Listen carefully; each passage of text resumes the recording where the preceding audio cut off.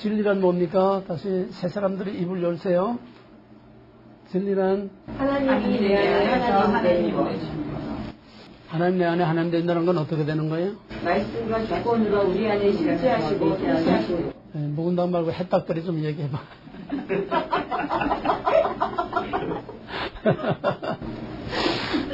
이렇게 줄줄 나와야 돼. 이렇게 하나님이 내 안에 하나님 되신다는 말은 어떻게 한다는 거예요? 성령과 말씀과 주권으로 우리 안에 실제하시고 네? 예, 오늘까지는 영성합니다. 다음 시간부터 대답 딱딱 하세요. 나는 세 사람한테만 물어볼 거니까 묵은닭들은 다 배운 거니까 이걸 부담스러워하면 안 됩니다. 끝까지 이걸 이기고 남아야죠. 진리가 내 안에서 진리가 되는 거는 바로 하나님이 내 안에서 하나님이 되는다는 얘기예요. 하나님 내 안에 하나님 된다는 건 뭐냐? 하나님의 주권적인 통치가 내 언행심사 내 삶을 주관하고 명령하고 간섭하고 다스리고 또 내가 하나님이 원하는 대로 성령과 말씀이 내게 원하는 대로 내가 그걸 받아들이고 순종하는 것이 내게 진리가 된다는 거예요. 진리가 두 가지는 아닙니다. 그러나 진리가 객관화된 진리, 나하고 동떨어진 진리는 그거는 그 자체로서는 하자가 없는 완벽한 진리지만은 그건 내게는 진리가 아니에요. 무슨 말이냐? 나와는 상관없단 말이에요. 예수님께서 무덤사에 지나갈 때에 귀신 들린 자들이 거기서 나와서 예수님들로 지극히 높으신 하나님의 아들이요. 진리입니다. You are. 당신은 지극히 높으신 하나님 아들입니다. 진리예요. 진리를 말했습니다. 그러나 그 사람들에게는 객관화된 진리지 자기하고는 아무 상관이 없는지 당신과 나와 무슨 상관이 있나이까. 당신은 하나님의 아들을 압니다. 나하고는 상관없어요. 이게 오늘의 교회의 실상이에요. 먼저 이해가 돼요? 예수 하나님 찬양 막 하고 뭐 성경 뭐 맨날 들어도 나하고는 상관이 없는 하나님 나 성령 나 말씀 나 돌아서면 그냥 자기 스타일대로 자기 원하는 대로 자기 형편 따라서 사는 거지. 하나님이 나를 귀찮게 그러고 귀찮아도 내가 하나님이 원하는 대로 내가 하기 싫은 것도 해야 되고 하고 싶은 것도 하지 말아야 되고 내가 하나님의 간섭을 받는 것이 하나님이 내게 진리가 된다는 얘기예요. 그래서 바로 믿는 게 어려운 겁니다. 교회 다니는 건 어렵지 않아요. 그건 종교인입니다. 종교된 분위기를 즐기는 종교인이지 크리스천이 아니에요.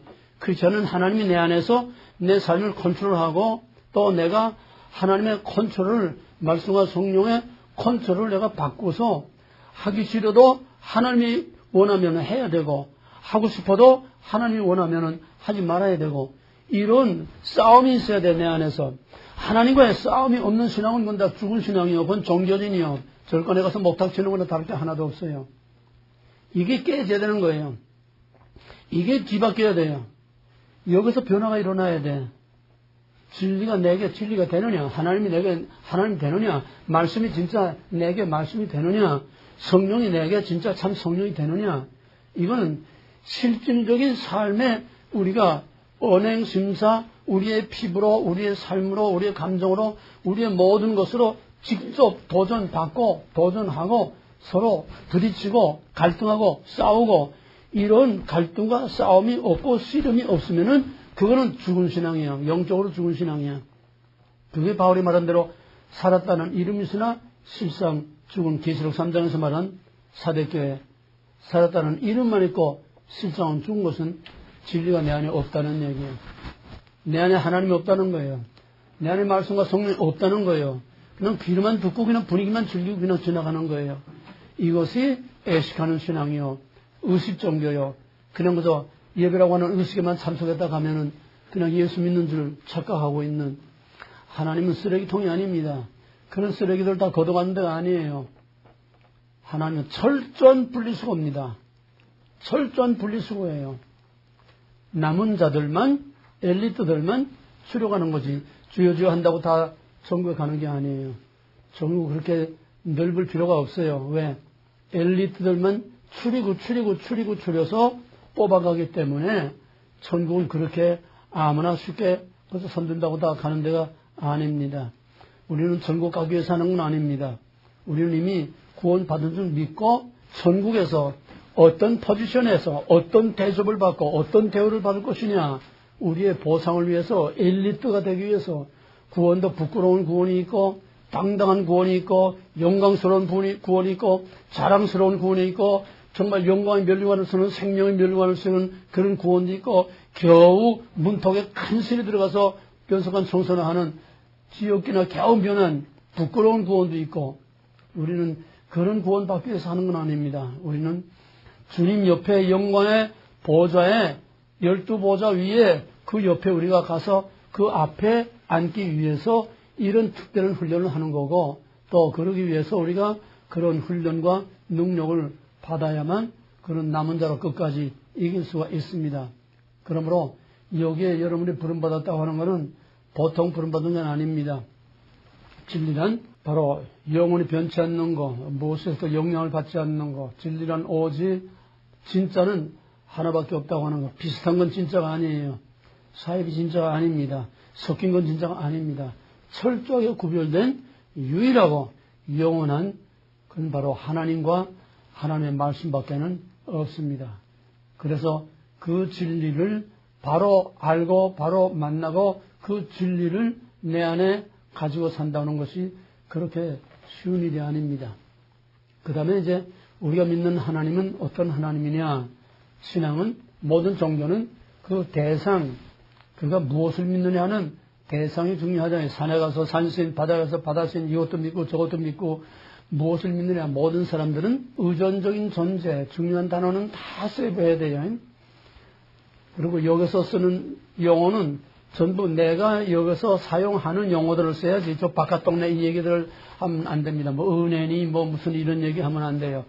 여기서 쓰는 전문 용어들만 써야 됩니다. 그러니까 그걸 세이브해 둬야 그게 나오지. 내 안에 세이브해 두지 않으면은 저 바깥 동네 상식적인 그런 얘기들을 나오게 돼요. 종교는 무엇을 믿느냐 하는 것이 중요합니다. 그래서 종교는 각양각색 별의별 종교가 다 있습니다. 우리는 무엇을 믿느냐? 하나님을 믿는다. 뭐 어떤 사람 예수 믿는다. 성부, 성자, 삼위일체 하나님을 말하는 겁니다. 예수 믿는 것도 하나님 믿는 거고 하나님 믿는 것도 예수 믿는 거고 다 그건 삼위일체를 말하는 거기 때문에 우리가 하나님 믿는다고 할 때는 삼위일체를 믿는 것입니다. 우리가 믿는 하나님은 삼위일체 하나님을 믿습니다. 꽃같은 모세오경, 꽃같은 성경에서 나왔지만은 이슬람교와 유대교는 삼위일체 하나님을 믿지 않습니다. 유일하신 하나님, 유일신 종교예요. 유일신 종교. 오늘 그거 다시 하겠지만은 우리가 믿는 하나님도 유일하신 하나님, 유대교나 이슬람도 유일하신 하나님 믿습니다. 꽃같은 유일인데 뭐가 다르냐? 우리가 믿는 유일하신 하나님은 삼위일체로서 유일하신 하나님이에요. 유대교나 이슬람교는 삼위일체, 삼위가 없어요. 그냥 absolutely 철저하게 그냥 하나뿐입니다. only one이야. 그 차이입니다. 오늘 거기에 대한 구체적으로 이제 하겠어요. 그래서 성부, 성자, 성령 삼위일체 하나님을 믿는 것이 우리 개혁교회, 개신교회 신앙이다. 왜 삼위일체가 필요하냐? 그 전에 삼위일체란 동일본질의 세. 삼위일체란 동일본질의 세. 삼위일체란 동일본질의 세. 입 벌려서 하세요. 삼위일체란 동일본질의 세. 예, 입 벌리는 건 아직 마음이 안 열린 증거예요. 삼위일체란 동일본질의 세. 예, 삼위의 관계는 구별되되 비분리, 비분할, 비분할. 예, 이건 생각해서 하지 말고 입으로 나와야 됩니다. 입으로 자꾸 몇십 번 하면은 입으로 저절로 나와요. 우리가 주기도문 할 때 생각하고 하는 게 아니고 사도신경 할 때 생각하고 하는 게 아니에요. 입으로 다 그냥 저절로 나옵니다. 딴 생각해도 그냥 나와요. 그런 식으로 해야 됩니다. 우리가 좀 하는 거는 매번 애호라는 거, 반복하는 거, 복습하는 거는 그런 식으로 그냥 입으로 나와야 돼. 삼위의 관계는 구별되되 비분리, 비분할, 비분할. 네, 거기에 대한 설명은 하지 않겠습니다. 그냥 삼위일체란 뭐냐? 동일본질의 세 인격. 또 삼위일체, 삼위의 관계는 뭐냐?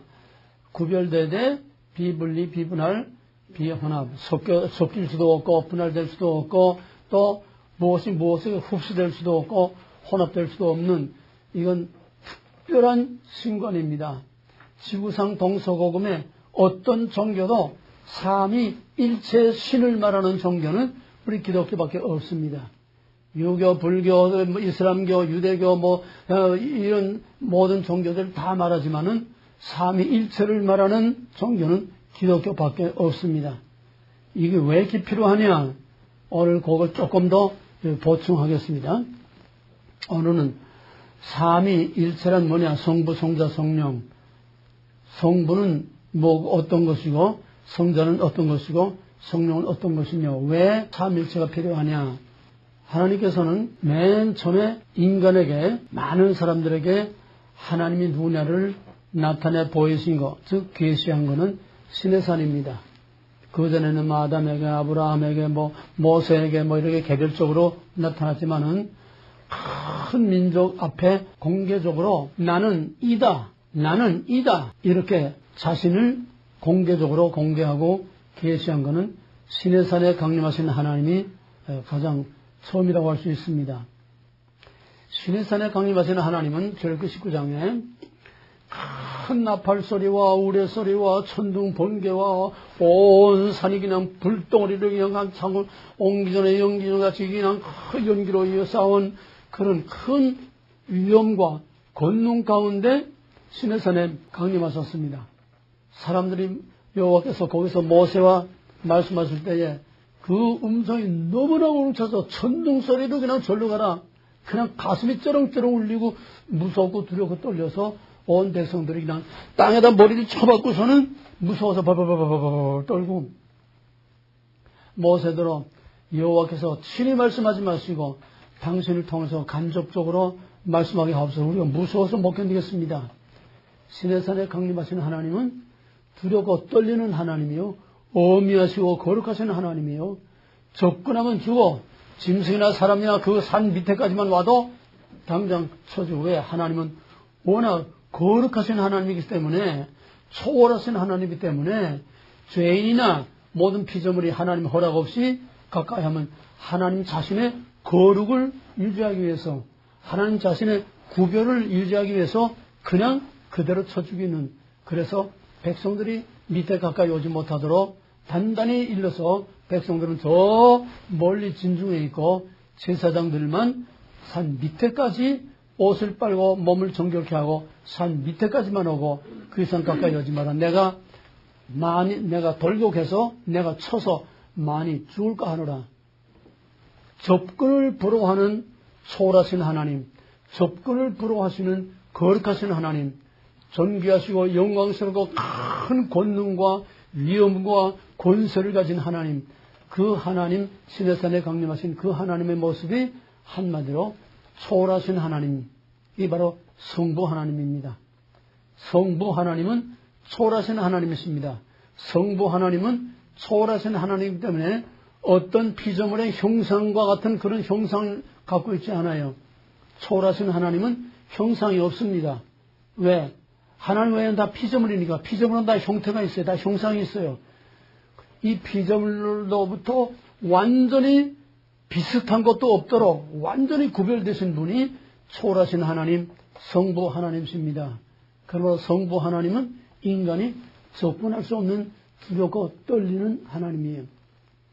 문제는 그런 무서운 하나님하고 그 백성하고 같이 살 수가 없어요. 맨날 짬나면 죽을까봐 무서워서.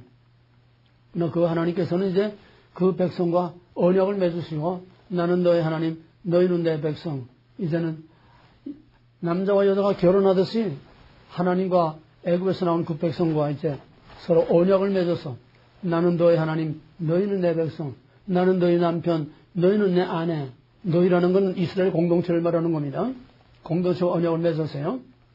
그래서 이제는 웨딩, 거기서 피로서 언약을 맺고 그 다음에 웨딩 파티까지 했습니다. 시내산 중턱에 그 백성들의 대표 70인의 장로들이 올라가서 하나님 앞에서 먹고 마시고 그건 하나님이 불렀으니까 초청을 했으니까 백성의 대표 70명이 시내산 중턱까지 올라가서 여호와 앞에서 먹고 마시며 거기서 잔치를 했습니다.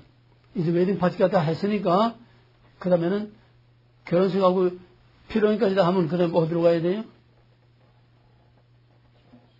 응? 이제 신방으로 들어가야지? 그러니까 이제는 내가 무서운 하나님으로 이 신의 산에만 있어가지고는 내가 너희 하나님 노릇하지 못하고 너희 왕 노릇 못하고 너희가 내 백성 노릇 못하고 항상 무서워 벌벌 떨기만 해서는 안 되니까 이제는 서로 언약을 맺고 아내와 남편과 같은 이런 언약을 맺었으니까 내가 너희 가운데 들어가서 내가 왕 노릇하면서 너희가 죽지 않게 내가 너희 가운데 내려가서 낮아져서 백성들 가운데 낮아져서 내려가서 백성들 가운데 함께 살면서 내가 너희를 다스리고 너희를 보호하고 너희와 함께 살겠다. 그러니까 내가 너희 가운데서 같이 살 수 있는 내 집을 지어라. 그게 뭐지? 그게 뭐예요? 그게 뭐예요? 성막. 그게 성막이에요. 성막. 하나님의 집.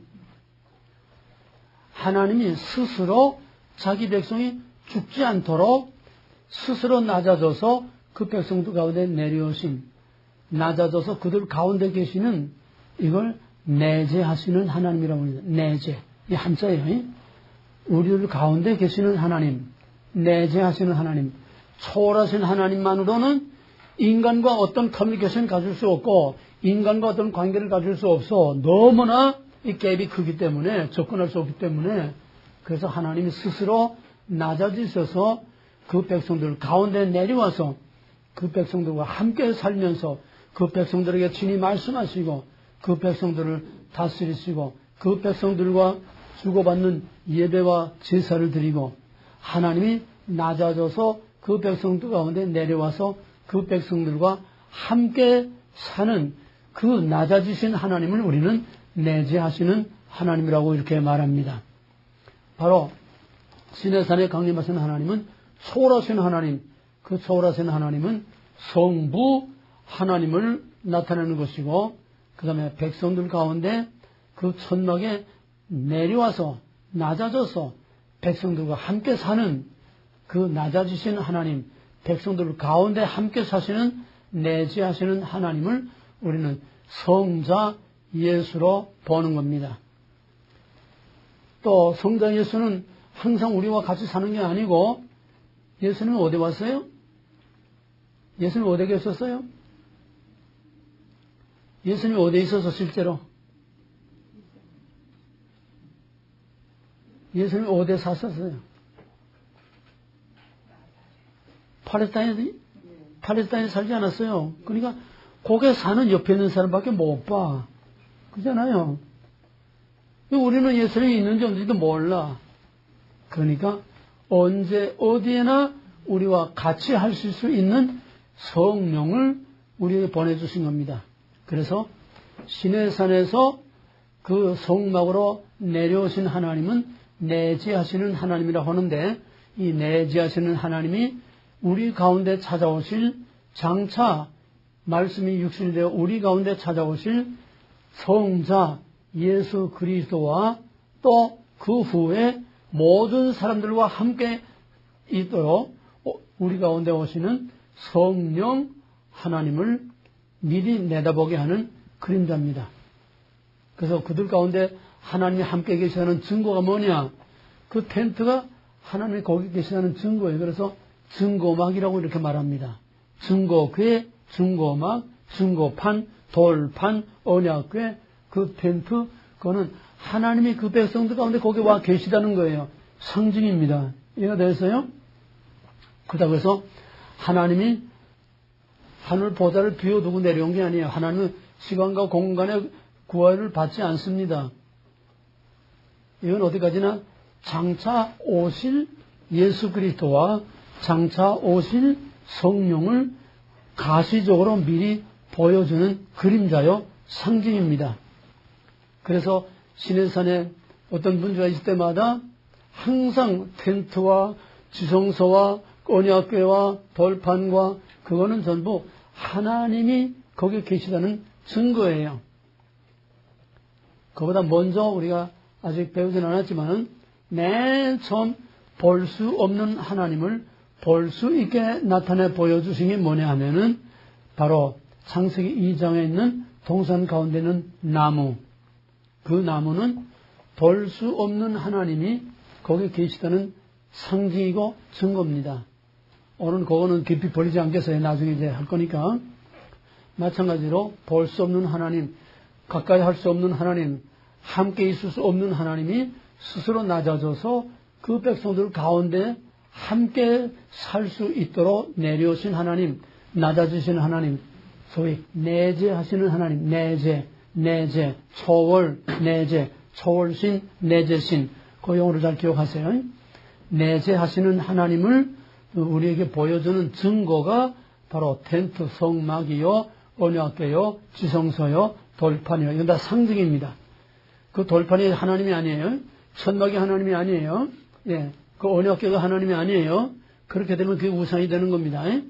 상징입니다. 하나님 거기 계시다는 하나의 증거요, 상징입니다.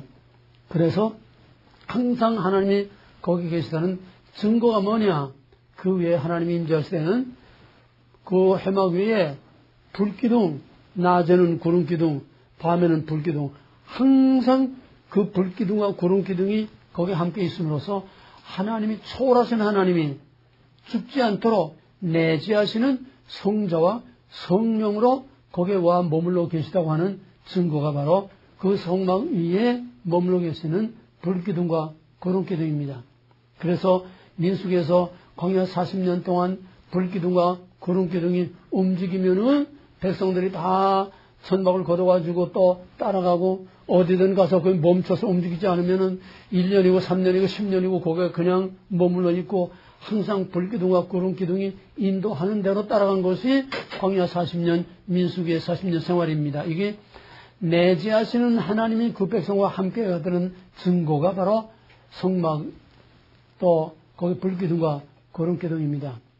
이것이 이제 장차 때가 참에 상징으로 보여줬던 하나님의 임재, 상징으로 나타났던 하나의 상징과 그림자로 가시로 나타났던 불기둥과 구름기둥과 그 성막이 바로 이제는 상징이 아니고 그림자가 아니라 이제는 진짜 하나님이 오신 거예요. 그래서 시내산에 내려오신 하나님, 해막과 성막과 불기둥과 구름기둥으로 내려오신 하나님은 어디까지나 상징입니다. 그 진짜 하나님이 아니에요. 예? 불기둥, 구름기둥, 성막 그게 하나님이 아니에요. 하나님이 거기 와 계시다는 상징입니다. 그러나 이제는 상징이 아니라 진짜 하나님이 말씀이 육신되어서 볼 수 없는 하나님이 볼 수 있는 사람의 모양으로 오셨어요. 그게 바로 예수 그리스도이십니다. 그래서 시내산의 성막에 내려오신 하나님, 불기둥과 구름기둥으로 그들 가운데 함께 계신 내재하시는 하나님은 바로 초월하신 하나님은 가까이 할 수 없기 때문에 장차 오실 성자와 성령을 미리 내다보게 하는 거다. 바로 여기서 삼위일체라는 게 필요합니다. 왜? 초월하신 하나님만 계시면은 감히 접근을 할 수가 없어요. 유대교의 하나님은 제사만 드렸지 하나님과 커뮤니케이션, 하나님과 함께 동거하고 사는 이런 하나님과의 릴레이션십이 없어요. 관계가 없어요. 유대교는. 열심히 그저 율법을 지키고 그저 제사만 지내면 되는 거지 하나님과의 인격적인 관계가 없어. 왜? 감히 접근을 불허하는 하나님하고 어떻게 인격적인 관계를 가집니까? 같은 모세오경에서 나온 이슬람의 알라라는 건, 그건 알라, 야외 다 같은 뿌리에서 나온 건데, 그 알라라는 이름, 뜻은 뭐냐 하면은, 무서워 떨떨떨떨떨 떤다는 얘기예요. 알라스는 무서워서 벌벌벌벌 떤다는 뜻이에요. 왜? 그들은 초월신만 있고, 유대교나 이슬람교는 초월신만 있고, 그들 가운데 내려오신, 낮아지신 내재신이 없어요. 왜? 삼일체를 믿지 않고 삼일체를 인정하지 않으니까 두려워 떨리는 하나님만 있을 뿐이에요. 여기서 오는 문제가 뭐냐? 초월하시는 하나님만 계시면 물론 하나님의 능력이 제한이 되는 건 아닙니다. 하나님의 능력은 뭐든지 다 할 수 있지만은 초월하신 하나님만으로서는 우리가 구원받을 수가 없어. 즉 죄인이 가까우면 죽어. 접근을 불허하는 하나님이시죠. 그러므로 초월하신 하나님만으로는 우리가 구원받을 길이 없어. 무슨 말이냐? 우리가 하나님께 가까이 나갈 수가 없다는 거예요. 여기서 문제가 오는 겁니다. 여기서 초월신만 있는 유일신 종교인 이슬람교와 유대교는 초월신, 유일하신 하나님만 있기 때문에 인간이 하나님께 접근할 수가 없어. 하나님과의 어떤 릴레이션십을 가질 수가 없어. 기껏해봐야 제사 지내는 것밖에 없어. 그럼 어떻게 해야 되느냐? 하나님이 그 백성들에게 찾아와서 함께 살지 못하니까 그들이 자기의 행위에 선을 쌓고 행위에 공로를 쌓아서 하나님께 벽돌장 쌓았듯이 사다리 놓고 올라가듯이 하나님께 올라가야 돼. 하나님 내려오지 않으니까. 무슨 말이야? 쉽게 말하면은 지난번에도 말했지만은 어떤 사람이 등산객이 깊은 계곡에 빠졌어. 올라올 수 없어. 어떻게 해야 그 사람이 살 수 있죠? 암만 소리 질러도 올라와. 이렇게 올라와. 암만 떠들어봐야 안 돼. 이게 율법주의입니다. 이렇게 해라 저렇게 해라.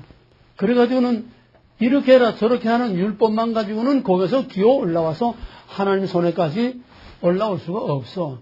율법 가지고는 안 돼. 그럼 어떻게 해야 돼?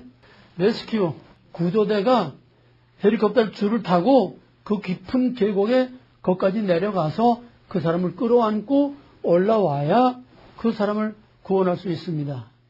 그게 뭐냐? 내재신. 우리 가운데 내려오시는 하나님이 내려와서 우리를 이끌고 올라가야 우리가 구원받는 거지. 인간의 힘으로, 인간의 공로로, 인간의 어떤 수고와 노력과 지식과 연구와 인간의 어떤 수단 가지고 결대로 그 사망의 깊은 골짜기에서 스스로 기어 올라올 수가 없어. 인간의 행위로는 하나님 앞에까지 기어 올라와서 구원받고 살 길이 없어요. 인간의 힘으로는 절대로 구원받을 수 없고 하나님께 가까이 나갈 수 없습니다. 오직 하나님께서 내려와서 내재신 내려와서 우리를 끌어올려고 건져주셔야 우리가 구원을 받. 그래서 삼위일체 종교가 아니고는 절대로 구원이 없다는 거예요. 이제 이해가 됐어요? 기독교만이 구원이 있다는 말이 여기서 나오는 겁니다. 그래서 기독교는 독선적인 종교일 수밖에 없어요.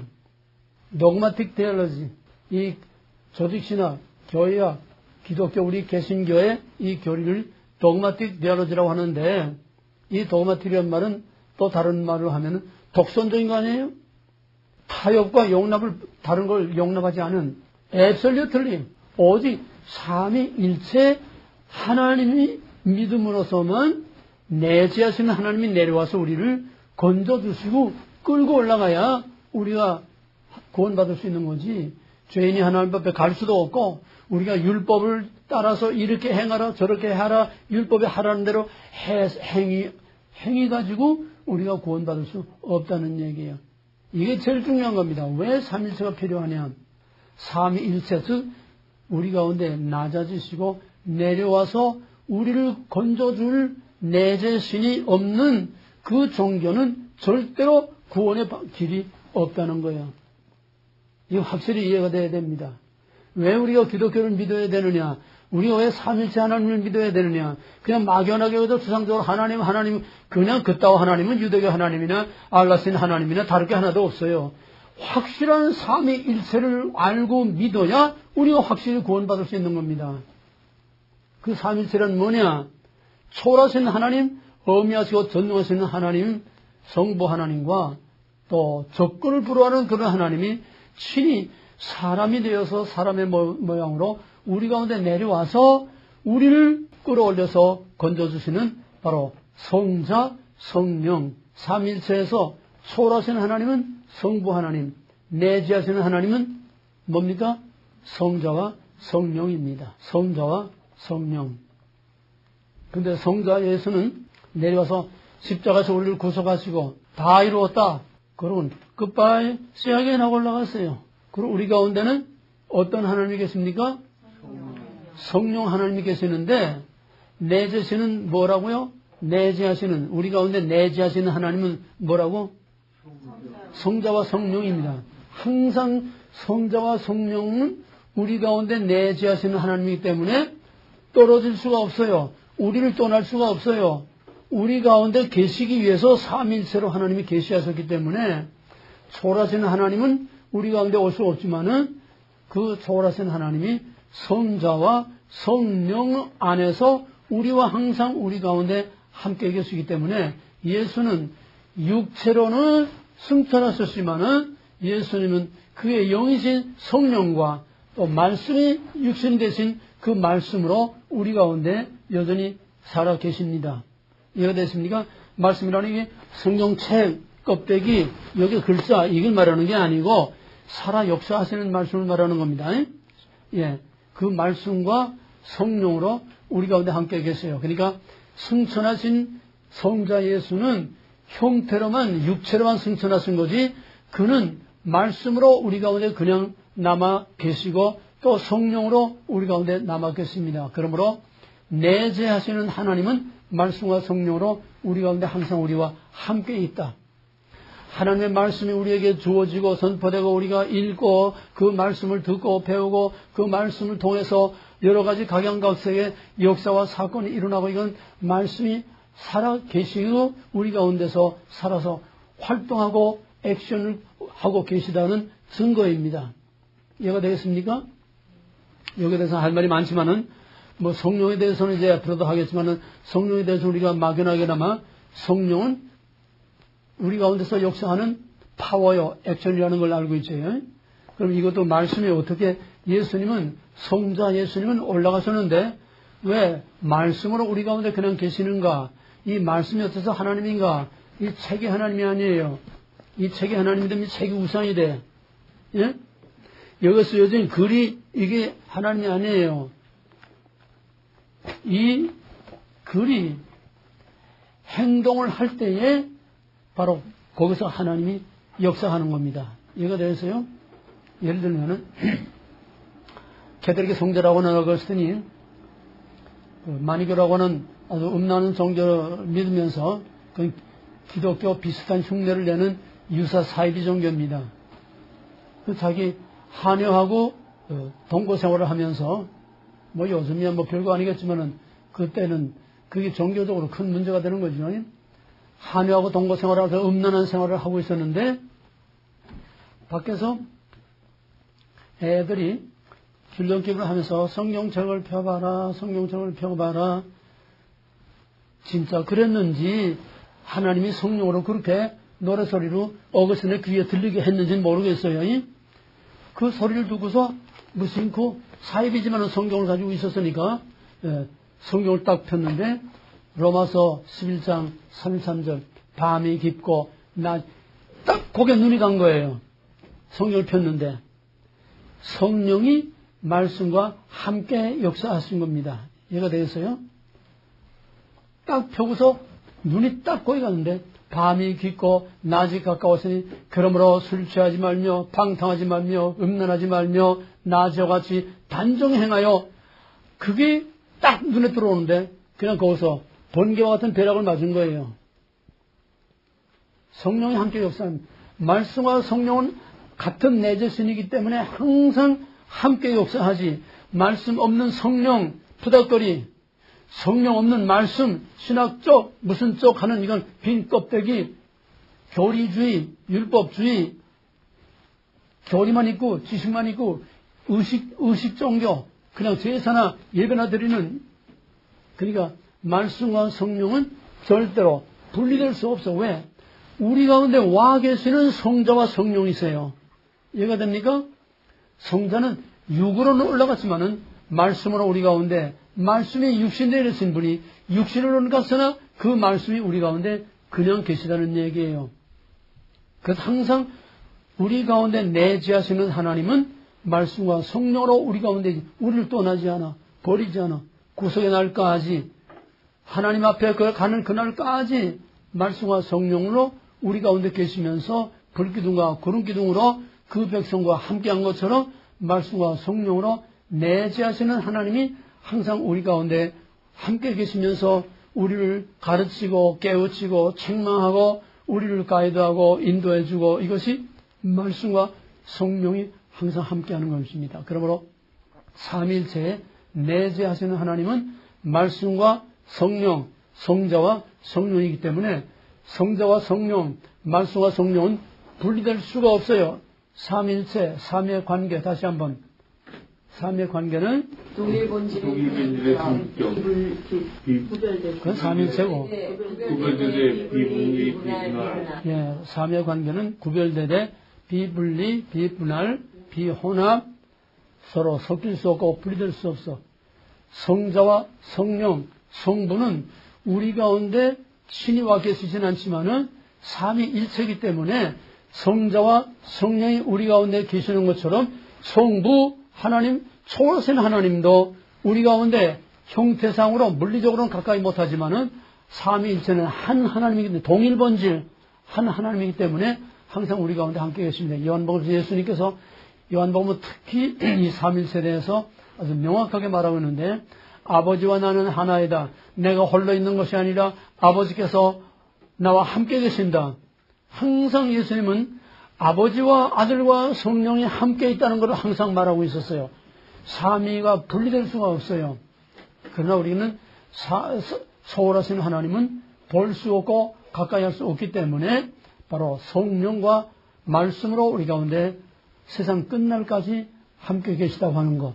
이 꼭 삼위일체로 우리에게 계시되고 삼위일체로 우리에게 알려져야 하는 그 이유는 두 가지입니다. 첫째는 이 세상 다른 어떤 신도 셋이면서 하나이고 하나이면서 셋인 이런 신과는 지구상 동서고금 어느 시대 어떤 종교도 셋이면서 하나이고 하나이면서 셋인 신은 없어요. 오직 우리 기독교만이 성부, 성자, 성령 삼위일체 하나이면서 셋이고 셋이면서 하나인 동일본질의 세인격. 이게 독특한 신관입니다. 우리만이 알고 있고 우리만이 갖고 있는 독특한 신관. 두 번째는 하나님을 다른 종교로부터 다른 신들로부터 구별하기 위해서 삼위일체로 계시하셨다. 삼위일체가 아니면은 우리의 구원이 이루어질 수 없다는 거예요. 왜? 내 자신이 없기 때문에. 우리 기독교에서 무엇보다 제일 우선하고 무엇보다 제일 정확히 알아야 될 거는 우리가 믿는 하나님이 어떤 하나님이냐. 왜 삼위일체 하나님이라야만 되느냐. 왜 삼위일체 하나님이 없으면 구원이 없느냐. 이건 여러분이 오늘 정확하고 확실하게 알아야 됩니다. 이슬람과 유대교는 왜 구원이 없습니까? 저희들 구원 다 있다고 그러는데 왜 구원이 없어요? 성령이 없어요. 내재하시는 하나님이 없기 때문에 내재하시는 하나님 삼일체를 믿지 않고 인정하지 않기 때문에 그들은 저희들이 그 암벽을 타고 기어 올라가서 구원받아야 구원받는 거지. 누가 구원해 줄 자가 없어. 올라와. 이렇게 저렇게 율법. 이렇게 저렇게 율법으로는 구원받을 자가 없다고 바울이 입이 닳도록 한 말이 바로 이겁니다. 행위로는 구원받을 수 없는 행위로냐 믿음으로 은혜로 구원받는 것이냐. 하나님의 은혜로 구원받는 거지 우리의 행위로 구원받는 게 아니라는 거예요. 그래서 삼위일체가 아니면은 절대로 구원을 받을 수 없다는 얘기입니다. 초월하신 하나님과 내재하신 하나님, 이거를 여러분들이 정확하게 확실하게 알고 이것을 확실하게 붙들고 왜 삼위일체가 아니면은 안 되고 왜 삼위일체로 계시하셨고 왜 삼위일체가 아니면은 구원이 없는가. 이건 누구에게나 확실하게 대답해 줄 수 있어야 됩니다. 네, 오늘은 그것만 할 수 없기 때문에 얘기하자면 뭐 끝도 없이 많지만은 그 다음에 우리 카이로사 크로노스 교재 나온 거 있죠. 고대 헬라인들은 시간을 세 가지로 생각을 했습니다. 시간을 세 가지로 생각을 했어요. 아이언이 뭐냐면은 영원한 시간이에요. 이거는 오늘 내가 말하는 거는 헬라의 시간관을 말하려고 하는 게 아니고 헬라의 시간관을 기독교적으로 재해석하는 겁니다. 이거 중요해요. 우리는 지금 헬라 사상을 공부하고 있는 게 아니에요. 헬라 사상의 시간관이 이런데 이것을 기독교적으로 또 확실히 말하면 구속사적으로 이것을 재해석하는 겁니다. 구별됩니까? 헬라 사상을 말하는 게 아니에요. 헬라 사상을 기독교적으로 재해석하는 거예요. 영원한 시간, 소위 플라톤처럼 말하면 이데아의 세계를 말하는 게요. 나중에 얘기할 시간이 있습니다. 두 번째는 크로노스. 이거는 소위 흔히 세월이 간다, 세월이 흘러간다. 세 번째로는 아이온 크로노스 카이로스. 아이론 크로노스 카이로스. 다 같이 5번 시작. 아이온 크로노스 카이로스, 아이온 크로노스 카이로스, 아이온 크로노스 카이로스, 아이온 크로노스 카이로스. 예. 아이언이라는 것은 영원한 시간입니다. 또 크로노스라는 것은 그냥 흘러가는 시간입니다. 이게 뭐냐? 우리가 시계 보고 몇 월 며칠 1년 2년 이거 다 크로노스예요. 다시 말하면 태양과 지구의 공전 자전을 통해서 우리가 시간을 계산하는 이게 크로노스입니다. 이거를 확대하게 되면은 세상에 시간이 흘러가는 거예요. 세월이 흘러가는 거예요. 이거는 개인의 의견과 상관없이 알든 모르든 사람은 생로병사 나면은 늙어가고 죽어가고 전부 다 흘러가는 거예요. 그러니까 온 세상은 다 크로노스라고 하는 시간 속에 흘러갑니다. 역사도 크로노스라고 하는 시간 속에 흘러갑니다. 한 개인의 인생도 크로노스라고 하는 시간 속에 그냥 흘러갑니다. 이 흘러가는 시간, 흘러가는 세월, 이런 모든 역사, 이런 흘러가는 시간을 크로노스라고 합니다. 이건 굉장히 스케일이 큰 거지요. 말하자면 양자강이나 아마존 같은 거는 뭐 강이 하나가 아니에요. 수백 갈래가 이렇게 갈라져 있는데 이 큰 강이 흘러가는 그 안에는 그 강이 흘러간다고는 세월 속에는 인간 개인의 희노애락, 한 나라의 흥망성쇠, 전 세계 역사가 그 속에 다 있기 때문에 그 크로노스라고 하는 그 안에는 별의별 게 없는 것 없이 다 그 속에 같이 흘러갑니다. 그게 크로노스예요. 흘러가는 세월, 자의와 타의와 상관없이 그냥 그건 흘러가는 거예요. 누가 태양을 멈추고 누가 지구의 자전과 공전을 멈출 수가 있습니까? 원하든 원치 않든 알든 모르든 지구는 돌아가는 거예요. 세월은 흘러가는 거예요. 시간은 흘러가는 거예요. 이게 크로노스입니다. 따라서 그 크로노스라고 하는 대야같이 흐르는 큰 역사와 이 세상 흐름 속에는 별의별 게 다 있어요. 개인의 생사화복과 나라의 흥망성쇠와 오만 것이 다 들어있습니다. 이게 크로노스입니다. 근데 카이로스란 뭐냐? 카이로스란 영어적으로 먼저 결정적인 기회 포착. 결정적인 기회 포착. 그렇게만 얘기를 하세요. 결정적인 기회 포착. 에베소 5장 15절을 보게 되면 세월을 아끼라. 때가 악하니라. 에베소 5장 16절. 하나님 뜻이 무엇인가 분별하도록 하라. 그리고 때를 아끼라. 세월을 아끼라. 때가 악하니라. 세월을 아끼라. 때가 악하니라. 세월을 아끼라는 말은 기회를 포착하라는 말이에요. 세월을 아끼라. 그건 기회를 포착하라는 거예요. 흘러가는 그 시간과 세월에서 내 찬스를 놓치지 말고 기회를 포착하라는 거예요. 그게 카이로스입니다. 그러면은 저 오레곤의 콜롬비아 강에 그 때가 되면은 준치가 올라오는 때가 있다 그래. 준치가 올라오는 때면 여기서들 그냥 다 원종을 갑니다. 거기 준치 잡으러. 그건 준치가 한참 올라올 때는요. 그냥 강이 새까마더래. 새까만데 한참 준치가 올라온 데는 강이 새까마대. 그걸 거기 가서 구경만 하면 뭐해? 콜롬비아 강은 크로노스입니다. 콜롬비아 강은 크로노스야. 누가 봐주든 안 봐주든 알든 모르든 그 안에는 뭐 준치만 있는 게 아니라 별의별 물고기, 별의별 뭐가 다 있고 그냥 다 그냥 흘러가는 거예요. 그냥 흘러가는 거예요. 세월아 내월아 그냥 흘러가는 거예요. 그러나 그런 준치들이 올라올 때 거기 가서 낚시를 던지면은 크로노스라고 하는 흘러가는 세월에서 낚시를 던지면은 거기서 무슨 사건이 일어납니다. 준치를 낚아 올리든지 또 구물을 이렇게 낚아 올리든지. 저 알래스카에 가보니까 알래스카의 그 바다에서 강으로 들어오는 바다와 강의 그 경계예요. 바다와 강이 만나는데 거기서 이제 세이먼들을 잡는데 거기 가보니까 그물이 이 공간만 해요. 그물이.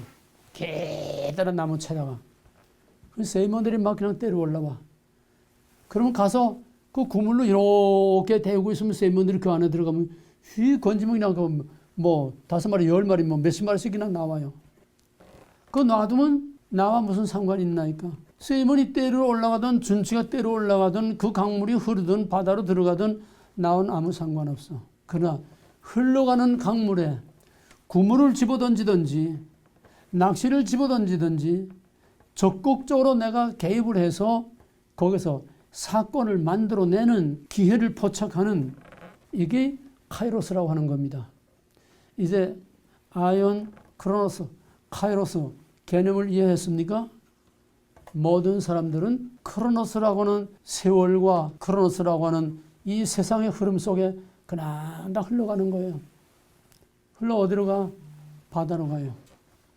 그 바다는 무슨 바다? 죽음의 바다예요. 그냥 다 들어가는 겁니다. 그러나 그 흘러가는 그 강에 인위적으로 능동적이고 적극적으로 개입을 해서 강에다가 뚝을 맞고 거기다가 터빈을 돌리면 엄청난 전기라고 하는 에너지가 나와서 세상을 밝게 하고 수많은 공장과 기계를 움직이고 엄청난 사건을 만들어냅니다. 흘러가는 강, 이 동양 사람들은 특히 동양화 또 이 동양의 그런 풍경은 뭐냐 하면은 우리나라에서는 어디에 산이나 강가에 경치 좋은 데는 꼭 산 경치 좋은 데는 절간이 있고 강가에 경치 좋은 데는 영락없이 뭐가 있어? 정좌가 있어. 정좌. 강남에 보면 압구정동이라는 게 압구정동. 압구정동이라는 그 신숙주에 정조가 있던 자리야. 그 이름이야. 압구정. 그러니까 경치 좋은 강가에는 반드시 정자가 있어. 정자에서 뭐해? 거기서 가야금 거무가 뜯으면서 술잔을 기울이면서 태산이 높다 뭐 시를 읊고 자연을 즐기는 거예요. 한가하지요.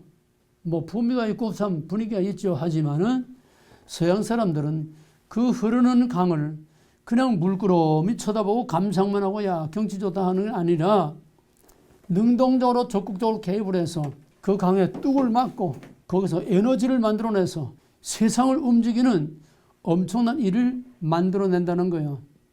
이게 동양 사람과 서양 사람이 차이가 뭐며 왜 그 근원이 어디서 오는 거냐.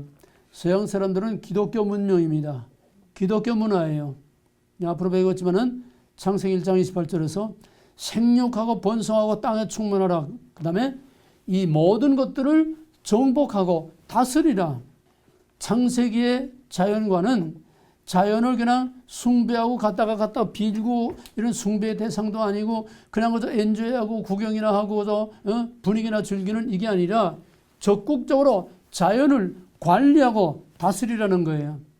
이게 기독교 정신입니다. 여기서 서양 문명이 나온 거예요. 여기서 서구 문명이 나오고 과학 문명이 나오는 겁니다. 그냥 흘러가는 강물을 그냥 물고기에 보는 게 아니라 그 강을 정복하고 다스린다는 거예요. 적극적으로 개입해서 뚝을 막아서 거기서 엄청난 에너지를 만들어낸다는 겁니다. 이러는 동안에 저 사람들은 전 세계를 지배하는 엄청난 문명과 과학을 발전시키는데 한 동양에서는 그냥 술 타령만 하다가 그냥 지금 이 지경이 되고 있는 거예요. 이것이 크로노스와 카이로스의 차이입니다. 자, 그러면은 시간이 없으니까 이것을 기독교적으로 또는 구속사적으로 재해석하면 먼저 카이로스는 첫째 세속적 카이로스가 있습니다. 세속적 카이로스는 선한 카이로스하고 악한 카이로스가 있습니다. 세속적 카이로스라는 것은 세속사를 말하는 겁니다. 세상의 역사의 흐름. 세상의 역사라고 하는 대야같이 흐르는 이 크로노스라고 하는 시간의 강. 이 세속적 카이로스에서는 선한 카이로스와 악한 카이로스. 선한 카이로스와 악한 카이로스도 세계적인 것과 개인적인 것 마찬가지로 개인적인 카이로스 또는 세계적인 그런 카이로스. 그럼 예를 들면은 세계적인 선한 카이로스는 뭐냐? 그 한 사람이 흘러가는 세월과 역사 속에서 어떤 결정적인 이벤트를 만들어냄으로써 결정적인 찬스, 결정적인 모멘트, 결정적인 어떤 기회를 만들어냄으로써 많은 사람들에게 선한 결과, 유익을 준 그런 거를 역사적인 선한 카이로스라고 이렇게 말할 수가 있습니다. 예를 들면 에디슨이 전기를 발명했나? 에디슨이 우리는 항상 여기는 조금 덜하지만 한국엔 장마철 되게 되면 뭐 번개, 천둥소리 얼마나 요란스러워요. 그건 한국에만 보는 게 전 세계가 거의가 다 번개 치고 그냥 비가 오고 우레소리가 나고 이건 다 크로노스입니다. 누구나 다 보고 수천 년 동안 다 보면서 지내온 거예요. 그런데 에디슨이라는 사람이 그 벼락 치는 걸 보고서 우연히 그냥 크로노스로 보고 지나가는 게 아니라 그걸 낚아챘어요. 번개를 낚아챘다는 얘기예요. 저걸 이용해서 우리가 뭐 이용할 수 없을까? 결국 플러스 마이너스라는 원리를 통해서 번개가 왜 치느냐? 플러스 마이너스가 스파크 되니까 번개가 치는 거다. 그래서 전기를 발명해가지고 바로 플러스 마이너스의 원리로 이 세상을 엄청나게 유익이 모든 사람들에게 줬습니다. 에디슨 한 사람이 크로노스라는 역사에 개입해서 거기서 자연현상의 당연한 다 보고 넘어가는 그 자연현상 속에서 거기서 카이로스를 낚아챈 거예요. 그래서 전기라는 걸 발명해서 상상할 수 없도록 전 세계 수많은 인류에게 엄청난 유익을 줬습니다. 또 주전자의 물, 우리 맨날 뭐 주방에서 뭐 하게 되면 조금 잘못 냄비가 그냥 푹 끓어 넘치잖아요. 주전자에 물이 펄펄펄펄 끓고 김이 나는 걸 보고서 그건 흔히 누구나 다 보고 지나가는 건데 무관심하게 다 지나가는 크로노스입니다. 그런데 유별나게 남들이 다 무심코 보고 지나가는 그런 평범한 크로노스 속에서 야, 이거 뭐 펄떡펄떡 하는 거 보니까 이게 뭔가 파워가 있는 거다. 이 파워를 이용할 수 없을까? 강물에 뚝을 막아서 에너지를 만들어내는 거나 평범한 자연현상에서 펄떡펄떡 맨날 끓는 거 보대는데 그걸 딱 낚아채가지고서 결국 전기기관차라고 하는 에너지를 거기서 만들어냈다는 거야. 이것이 온 세계 많은 사람들에게 유익을 줄 수 있는 공적인 카이로스입니다. 공적인 카이로스. 그 밖에도 개개인으로 개인의 선한 카이로스. 내게 유익이 되고 남에게 유익이 될 수 있는 그런 결정적인 그런 기회와 찬스를 만들어낸 그런 얘기들은 얼마든지 있습니다. 인류의 역사는 이런 창조적인 카이로스를 창출해내는 이런 사람들에 의해서 오늘의 문명과 오늘의 인류의 역사가 만들어져 온 겁니다. 그 다음에 이렇게 말하면 복잡하니까 그냥 간단하게 선합을 합시다. 그 다음에는 악한 카이로스가 있어요. 악한 카이로스라는 건 뭐냐? 그 어떤 사람의 결정적인 행동 하나로 인해서 엄청난 많은 사람들에게 악을 끼치는 악한 카이로스가 있어요. 뭐 너무나 잘 알고 우리가 더 뭐 이를 곱을 필요도 없죠. 칼 막스라는 사람 한 사람이 악한 원리를 만들어냄으로써 얼마나 지구상에 수많은 사람들이 피를 흘리고 학살을 당하고 죽게 됐습니까? 칼 막스는 악한 카이로스입니다. 그 사람 하나가 역사를 그냥 다 뒤흔들어 놓고 수많은 사람을 희생시켰어요. 스탈린 한 사람이 7천만 명을 학살시키는 무시무시한 악한 카이로스를 그가 만들어냈습니다. 모택동이 6천만 명, 월남이 크메르루츠가 공산화되고 나서 150만 명을 죽이고 월남이 호지밍이 월남 공산화되고 나서 600만 명을 죽였어. 모택동이 6천만 명, 이게 다 나치가 600만 명의 유태인을 학살시키는 이게 한 사람의 악한 카이로스로 말미암아 온 세계 인류가 엄청난 고통을 당하는 이런 악한 카이로스가 있습니다. 뭐 그런 예들은 수없이 많아요. 오늘 우리 한국에도 선한 카이로스도 하나님이 주셨고 악한 카이로스도 주셨어요. 지금 한국 왜 이렇게 몸살을 앓습니까? 북한의 김정은과 핵 때문에 몸살을 앓지 않습니까? 김정은은 하나의 악한 카이로스가 세상을 다 흔들어 놓고 있어요. 지금 슈퍼 아메리카 미국도 막 뒤흔들고 있어요. 한국에 문재인이가 나타남으로써 한국 역사를 다 몽땅 뒤엎어놔서 우리가 상상할 수 없는 엄청난 고통을 지금 가져오려고 하고 있습니다. 악한 카이로스 하나가 얼마나 세상을 뒤흔들어 놓고 얼마나 많은 사람들에게 고통을 주는 하는 것은 우리가 역사에서 일이다 셀 수가 없어요. 마찬가지로 역사 속에서 선한 카이로스로서도 말한다고 하면은 우리나라의 박정희라는 사람 하나가 우리는 5천년의 지긋지긋한 가난이라고 하는 크로노스 속에서 굶는 것이 그저 보릿고개 때 그냥 풀뿌리 뜯어먹고 나무껍질 벗겨먹고 저 퉁퉁 부어서 죽고 독올라 죽고 이게 연례 행사였어요. 여러분은 잘 기억 못할 거예요. 연례 행사였습니다. 특히 호남 쪽에 더 심했죠. 그건 우리 그저 당연한 것처럼 크로노스.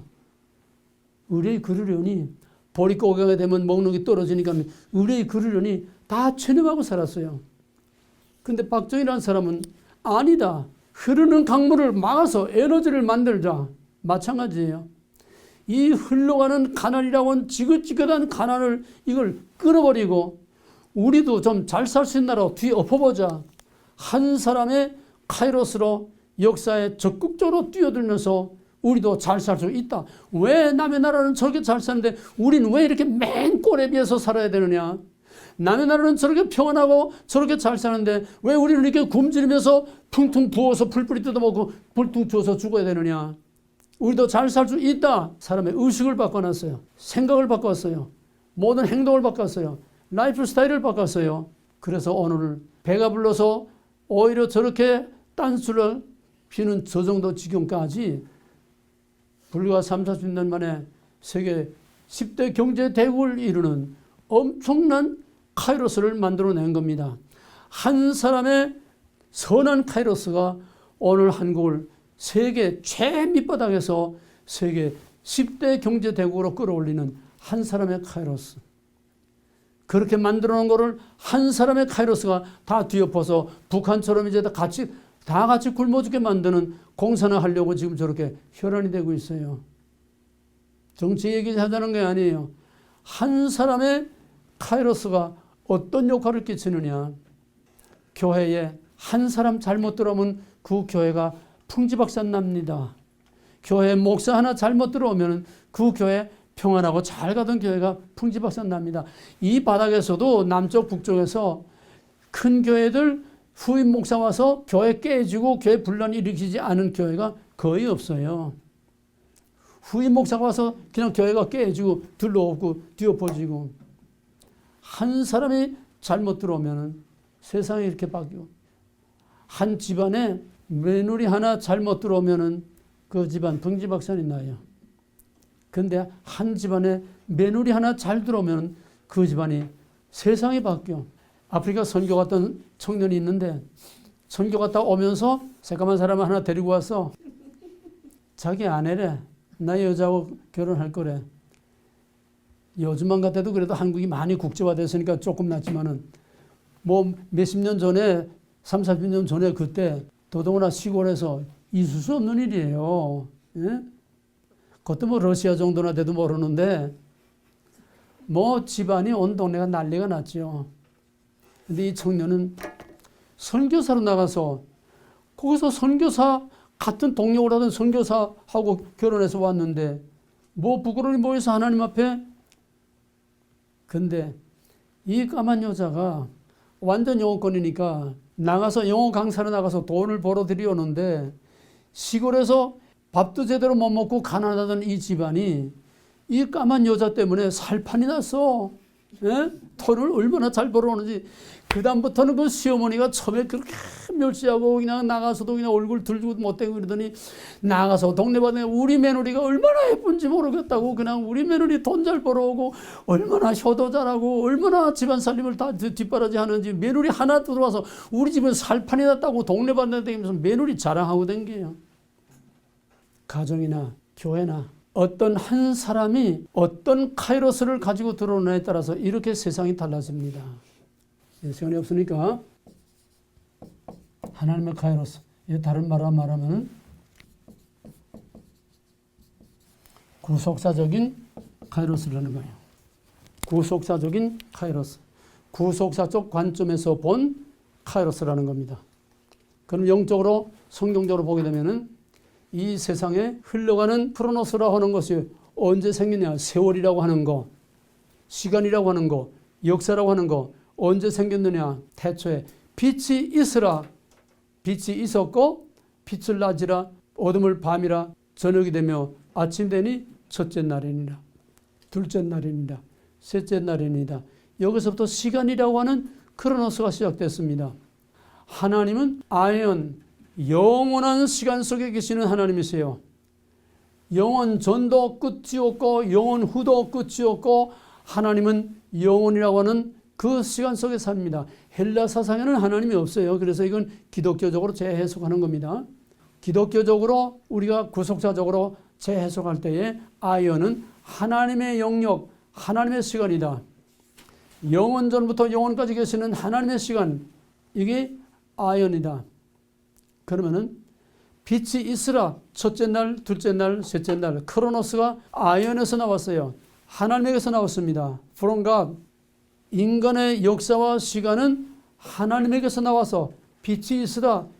역사를 창조하신 그때부터 크로노스라고 하는 세월, 시간, 역사가 나왔습니다. 하나님이 아무것도 없는 거기에 하나님이 개입하심으로 크로노스라고 하는 이 만물을 창조했고 해와 달과 별과 1년, 2년, 3년 시간과 역사를 만들어냈고 크로노스는 하나님의 아이언에서 나왔습니다. 그 다음에 하나님의 카이오스란 뭐냐? 인간의 역사에 하나님이 개입하실 때에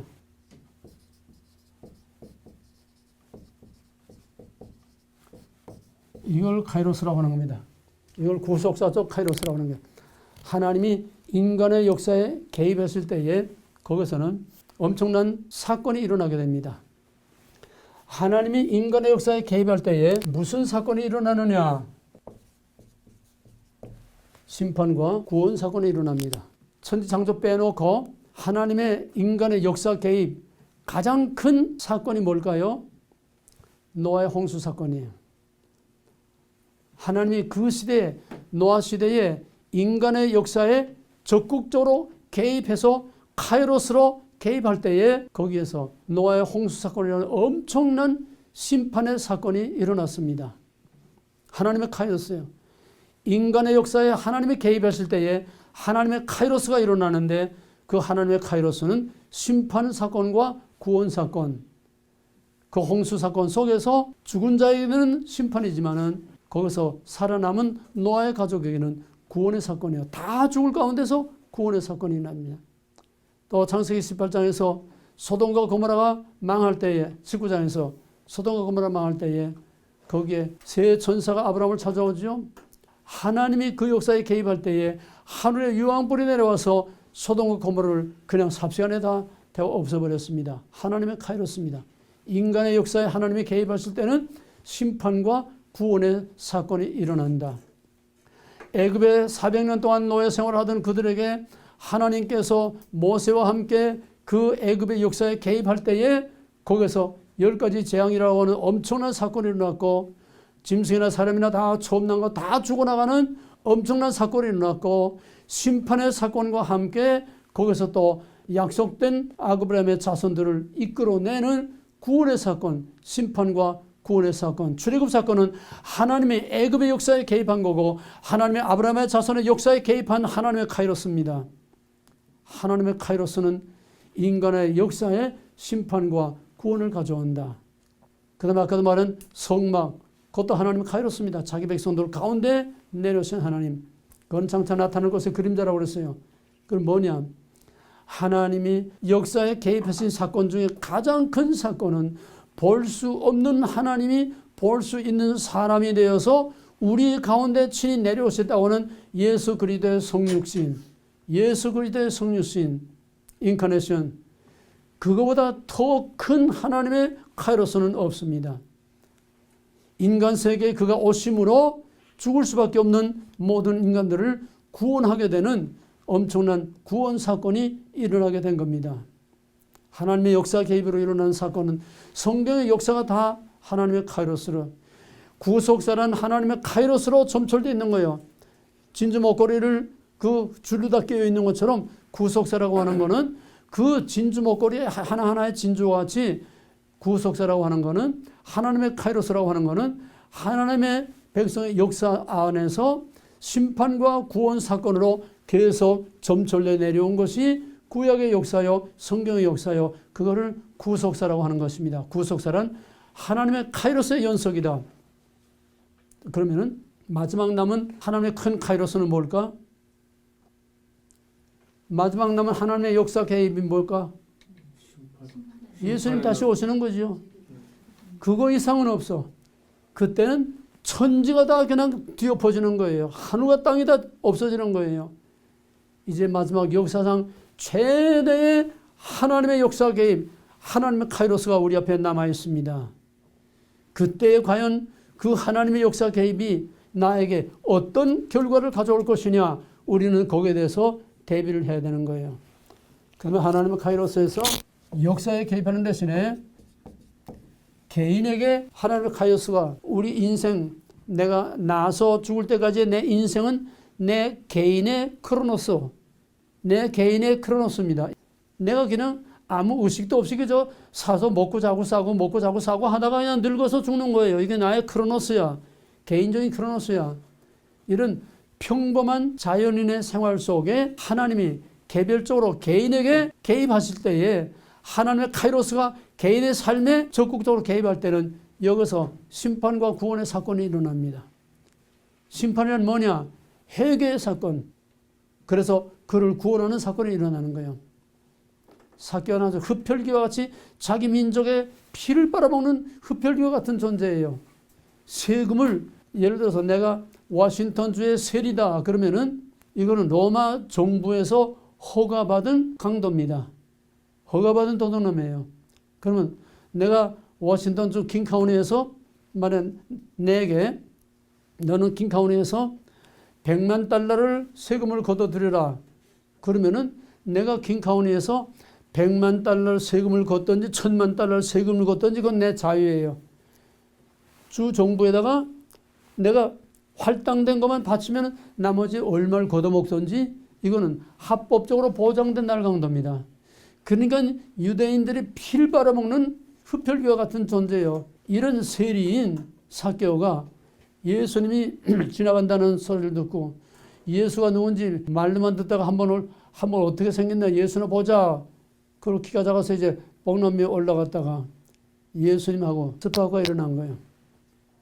예수님이 삭개오 개인의 일상적인 매일 꽃 같은 그 생활 속에 삭개오 개인의 크로노스에 예수님이 적극적으로 개입했어요. 삭개오야 이름을 딱 부를 때에 그때 스파크가 일어난 거예요.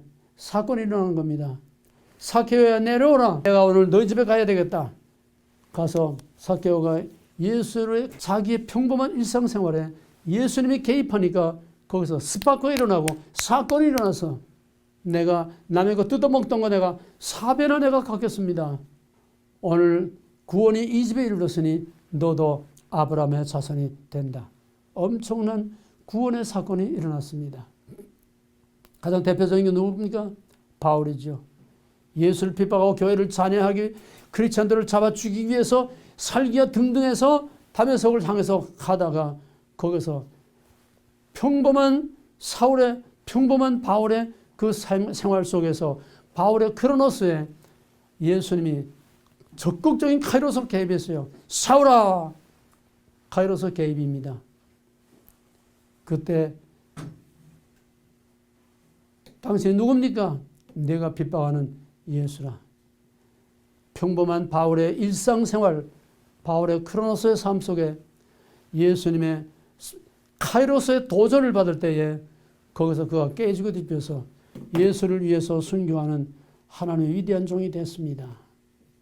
이 카이로스는 세속적 카이로스나 여기서는 세속적 카이로스는 하나님의 카이로스가 아니기 때문에 내가 능동적으로 주체적으로 내가 역사라 세월의 그 크로노스 속에 내가 뛰어들어가서 어떤 사건을 만들어내는 결정적인 순간, 결정적인 사건이에요. 무슨 소리인지 알겠어요?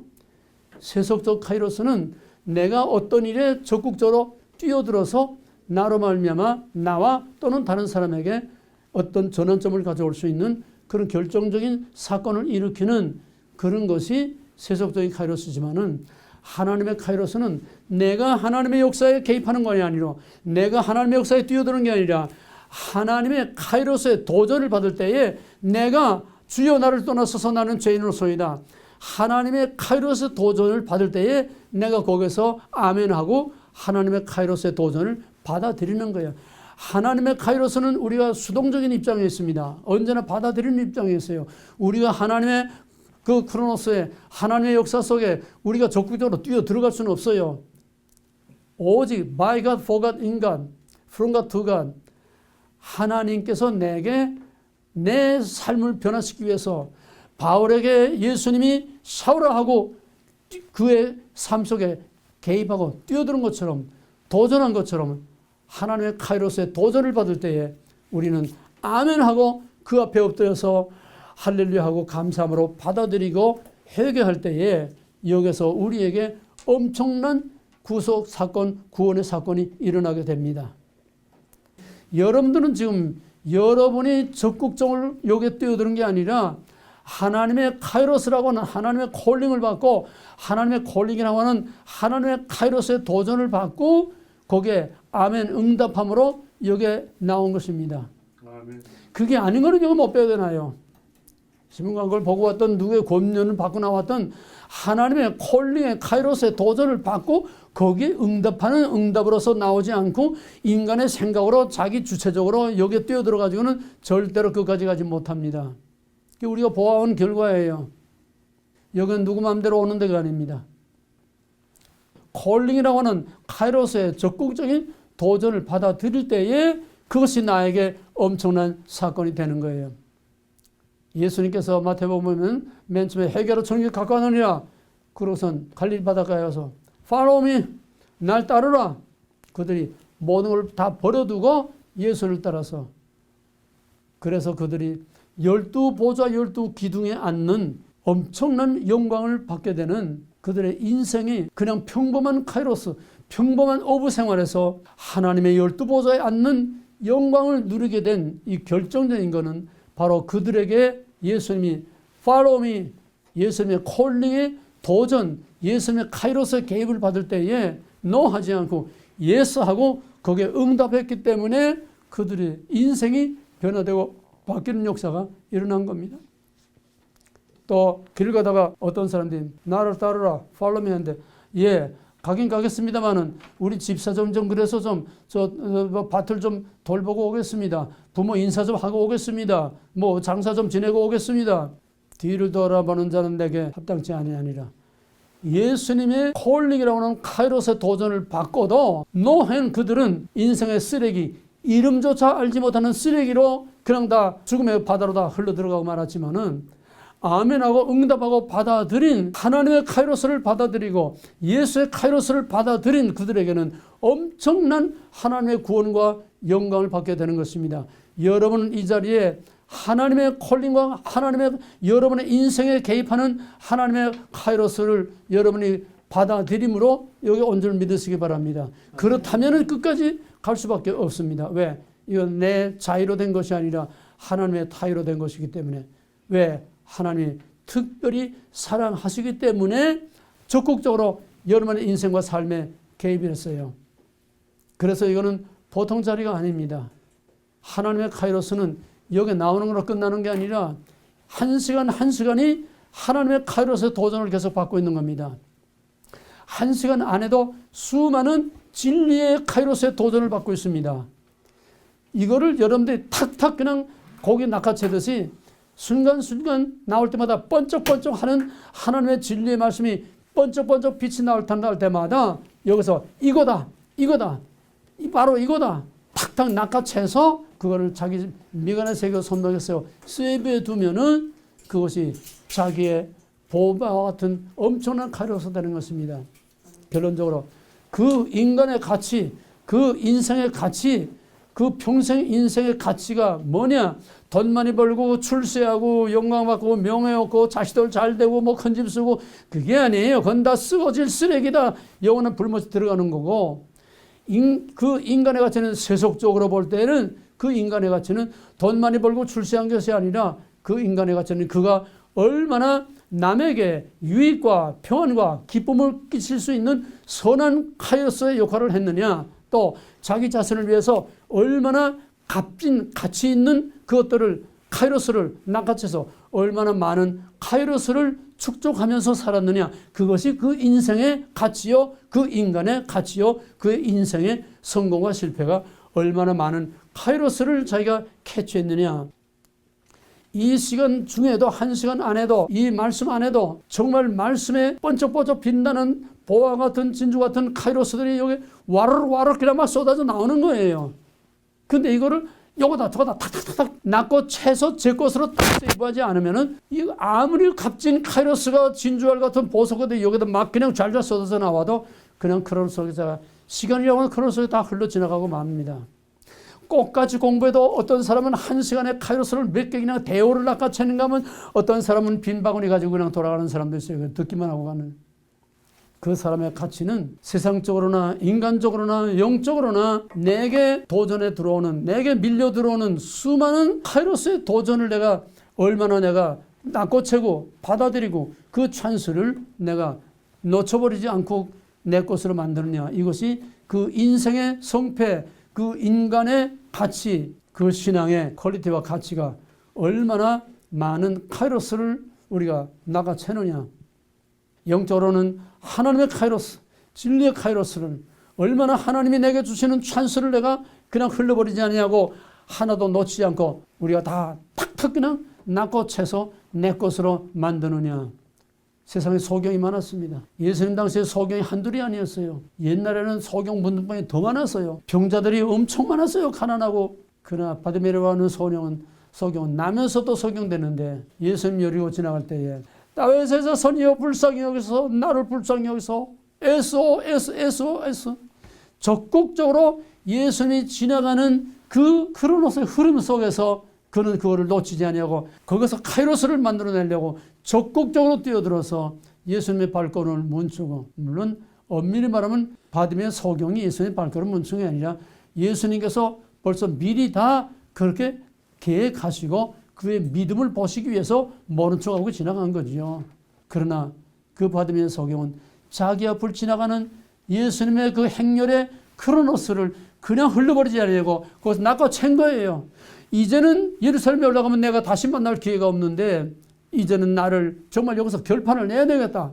예수의 카이로스를 거기서 결정적으로 낚아채서 그의 인생이 바뀌는, 평생 앉아서 구걸에 먹던 인생이 남을 도와주는 적극적인 삶을 살게 되는 여러분들은 얼마나 이제 지금까지는 크로노스 속에 묻혀서 그냥 거죠.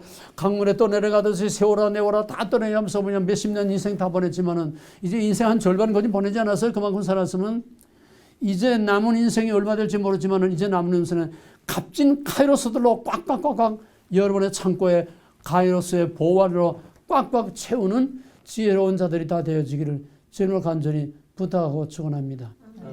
카이로스는 세상의 카이로스, 하나님의 카이로스, 세고 셌어요. 이 시간뿐만 아니라 카이로스, 우리에게 기회라고 하는 찬스가 얼마나 많은가 하면은, 물론 큰 기회는 일생일대에 한 번, 두 번밖에 안 옵니다. 그러나 자작으로 한 그런 기회는 수도 없이 많아요. 우리의 카이로스가 눈만 뜨면 그냥 쫙 깔려 있어요. 우리는 이 카이로스라고 하는 하나님의 엄청난 찬스가 가을에 낙엽을 밟고 다니는 것처럼 우리 앞에는 하나님께서 엄청난 카이로스를 그냥 쏟아붓고 있어. 근데 이게 진주를 돼지에게 던진 것처럼 다 짓밟고 뭉개면서 사는 거야. 왜? 모르니까, 미련하니까. 바로 이것을 낚아채는 자가 지혜로운 자인 줄 믿으시기 바랍니다. 한 푼의 카이로스도 놓치지 말고 이 시간 안에서도 수많은 카이로스가 보석처럼 와르르 쏟아져 내려오는데 그걸 하나도 놓치지 않고 탁탁 낚아채서 내 것으로 만들어서 이것이 쌓여서 정말 하나님 보좌 앞에서 12면류관을 쓴 그 보좌 앞에 같이 앉을 수 있는 최고의 엘리트들, 인생 최고의 승리하는 자들이 다 되기를 주님으로 간절히 축원합니다. 오늘 뭐 교제 나누가 가만히 있어. 뭐 앞에 준비하는 시간이 좀 많이 가서 조금 오버되는데 오늘만 용서하세요. 한마디만 내가 더 할게. 한마디만. 요 결론 내려가야지. 한마디. 1분이면 돼. 개인의 평범한 크로노스에 하나님의 아이온의 하나님의 카이로스가 바울처럼 바즘의 소경처럼 또 사케오처럼 하나님의 카이로스가 개인의 평범한 크로노스의 삶에 개입하고 뛰어들 때에는 회개와 구원의 사건이 일어난다. 그건 뭘 의미하느냐? 인간의 평범한 크로노스의 평범한 세월 속에 묻혀서 쓰레기처럼 살던 인생이 하나님의 카이로스가 개입됨으로 하나님의 카이로스를 받아들여서 여기서 스파크가 일어나게 되면은 바로 하나님의 영원한 아이온에 참여하게 되는 거예요. 여기 결론입니다. 뭔 소리인지 알겠어요? 영생이라고 하는 하나님의 영원한 아이온의 세계에 들어간다는 거예요. 몸은 아직 땅에 있어도 우리는 벌써 영적으로 하나님의 시민으로 하나님의 자녀로 하나님의 백성으로 우리는 영적으로 영원한 하나님의 아이온에 들어가는 거예요. 이것이 결정적인 구속사적인 크로노스, 카이로스. 여기 결론이 있는 겁니다. 이 마지막 결론을 잘 이해하시기 바랍니다. 예.